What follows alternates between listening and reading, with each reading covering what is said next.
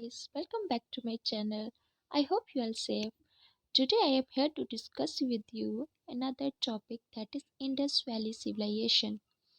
इसको आप ancient India के नाम से भी जानते हैं। तो चलिए स्टार्ट करते हैं हमारा टॉपिक।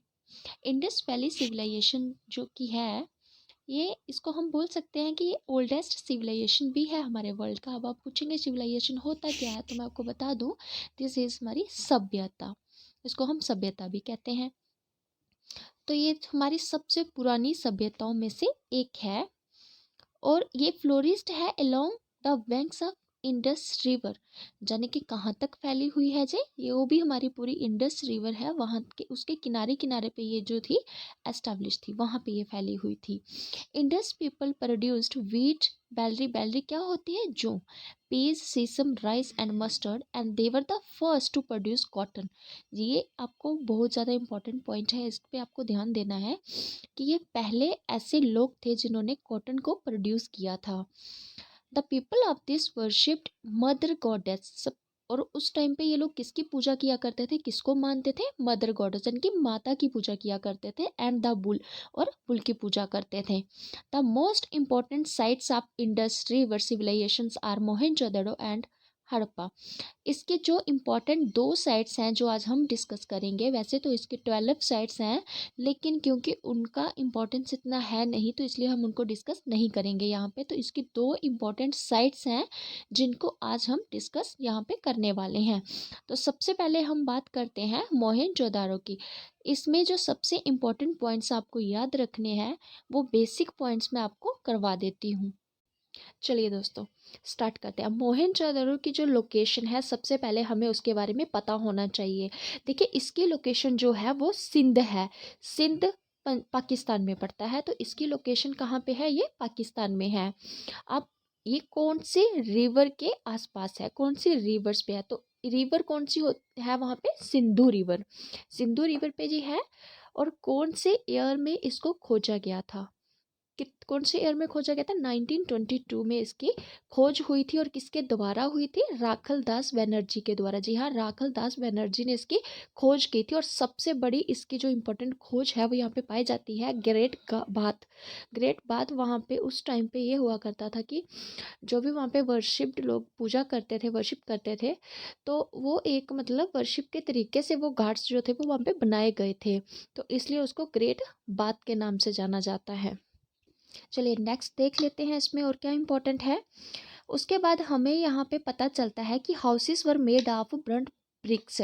अब जो खुदाई वहाँ पे की गई है यहाँ की, तो वहाँ पे हमें कुछ ब्रिक्स मिली हैं जो कि ब्रंट है, यानी कि जली हुई ईंटें। तो आप सोच सकते हो कि उस टाइम की जो सभ्यता थी वो भी कोई आम सभ्यता नहीं थी, वे लोग भी सभी उपकरणों का यूज़ किया करते थे। तो वहाँ पे जो ब्रिक्स हमें मिली हैं ये यही दर्शाती हैं कि वो सभ्यता भी क्या थी, जानी मानी सभ्यता थी उस टाइम की। टाउन्स जो थे वो डिवाइडेड होते थे टू पार्ट्स में, अपर और लोअर पार्ट में। ये भी यहाँ पे मोस्ट इम्पॉर्टेंट पॉइंट कंसिडर होता है। और नेक्स्ट जो हमारा पॉइंट है वो, चलिए हम स्टार्ट करते हैं नेक्स्ट पॉइंट को। नेक्स्ट पॉइंट में आपको दिखेगा यहाँ पे, अभी जो मैंने बाथिंग की बात की थी, ग्रेट बाथ की बात की थी, तो यही पे यहाँ पे बता रहे हैं कि रिलीजियस बाथिंग को यूज़ किया जाता था। ग्रेट बाथ को किस किस तरीके से यूज़ किया जाता था, एक रिलीजियस बाथिंग के नाम पे। जैसे आजकल हम लोग जैसे जाते हैं अपना मतलब गंगा घाट पे, ठीक है, तो वहाँ पे जिस तरीके से स्नान आदि किया जाता है, तो उस तरीके से इसको यहाँ पे यूज। अलावा अगर हम बात करें तो वहाँ पे जो खुदाई की गई है उस दौरान हमें जो चीज़ें मिली हैं उनमें जो जो चीज़ें आती हैं, जैसे ब्रोंज हो गया, डांसिंग गर्ल के वहाँ पे अंश मिले हैं, और टॉयज़ वगैरह मिले हैं हमें। पशुपति सील मिली है। पशुपति सील क्या होती है, जैसे ये एक किस्म का मतलब पशुपति शिव शिव के रूप को कहा जाता था, ठीक है। शिव शिव का मतलब जिसकी हम पूजा करते थे उस टाइम पे। और जैसे हमें और क्या मिला है वहाँ पे, वूवन क्लॉथ्स, मतलब बुने हुए जो कपड़े होते हैं वो उस टाइम पे जो लोग थे वो भी यूज़ किया करते थे। तो ये सारी चीज़ें हमें वहाँ पे खुदाई के दौरान मिली हैं। तो हम बात कर रहे थे मोहनजोदारो की। Next we will discuss about Harappa. Harappa के बारे में बात करते हैं। तो सबसे पहले हड़प्पा के लिए कुछ इंपॉर्टेंट थिंग्स जो आपको मेन इंपॉर्टेंट याद रखनी है, हम उनको डिस्कस कर लेते हैं। ओके, तो लोकेशन हड़प्पा की क्या है, मोंटगोमरी ये पंजाब में पड़ता है। और ये कौन सा वाला पंजाब है, ये हमारे इंडिया वाला पंजाब नहीं है, ये पाकिस्तान वाला पंजाब है। और यहाँ पे किस रिवर पे ये लोकेट करता है, तो रावी रिवर है वहाँ पे। और कौन से साल में इसकी खुदाई हुई थी, 1921 में हुई थी। और दया राम साहनी ने इसकी खुदाई जो थी वो करवाई थी या की थी। तो फाइंडिंग्स जो इसमें मेन इंपॉर्टेंट हमें जिसके लिए याद रखना है जिसको, वो ग्रैनरीज, जैसे कि हमें अनाज वगैरह, तो जो भी जितनी भी हमारी सभ्यताएं हुई हैं और जितनी भी उनकी खुदाई हुई है उस दौरान हमें अनाज तो मतलब मेन था वो हर किसी में मिला है। लेकिन इसमें और सबसे बड़ी बात है कि इंडस वैली टाउन की जो थी वो एक खोज की गई, और एक शहर उन्होंने ढूंढ निकाला था, पूरा का पूरा शहर जो यहाँ पे उनको मिला था खुदाईकर्ताओं को। तो ये सबसे इम्पोर्टेंट है, आपको इसके इसके ऊपर थोड़ा ज़्यादा फोकस रखना है आपको। बाकी ग्रीनरीज तो हर किसी में है ही है। चलिए आप थोड़ा सा स्टडी भी कर लेते हैं।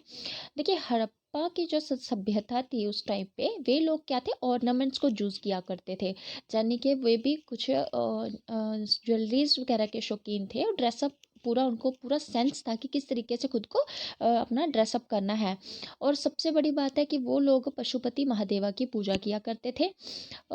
इसके बाद आपको ये याद रखना है कि उस टाइम पे जो एनिमल्स थे मेन, जैसे शीप हो गया, बुफेलो हो गया, गोट, पिग्स, एलिफेंट्स, डॉग्स, तो इन सब की भी उन्होंने मतलब उन्होंने रखे हैं, वो पाले भी हैं, और उनकी खोज जो है हुई है, जिसके बारे में हमें पता चलता है कि ये सारी चीज़ें भी उस टाइम पे थी।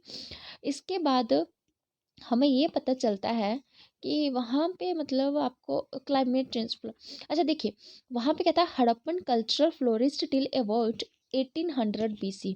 BC तो आपको जानते ही है, बिफोर क्रिश्चियन, ठीक है। तो 1800 BC क्या था, ये फ्लोरिस्ट हो चुका था, फैल चुका था तब तक, ठीक है। There were many reasons for this decline like external aggressions. और बहुत सारे रीजन्स थे इसके डिक्लाइन यानी कि कम होने के, ख़त्म होने के, जैसे कि बाहर से कोई फोर्स ने आके उनको अटैक कर दिया, इस वजह से या एपिडेमिक, नेचुरल कोई क्लाइमेट चेंज हो गया, फ्लड हो गया, ये सारी चीज़ों ने वहाँ पे उनको, उस सभ्यता को क्षति पहुँचाई है, जिसकी वजह से धीरे धीरे धीरे करके वो सभ्यता जो थी वो ख़त्म होती चली गई। तो ये कि आज हमने बात की है इंडस वैली सिविलाइजेशन की। इसमें हमने दो साइट्स को पढ़ा है, मोहनजोदड़ो और हड़प्पा के बारे में, ठीक है। तो मेन इंपॉर्टेंट जो भी चीज़ें थी इसमें से जो आपको याद रखनी थी वो मैंने आपको बता दी हैं। बाकी अगर आपको पीडीएफ चाहिए होगा इसका तो वो मैं आपको लिंक शेयर कर दूंगी, पीडीएफ आपको मिल जाएगा। आई होप अगर आपको टॉपिक अच्छा लगा हो तो इसको लाइक शेयर जरूर करें। Okay, bye bye.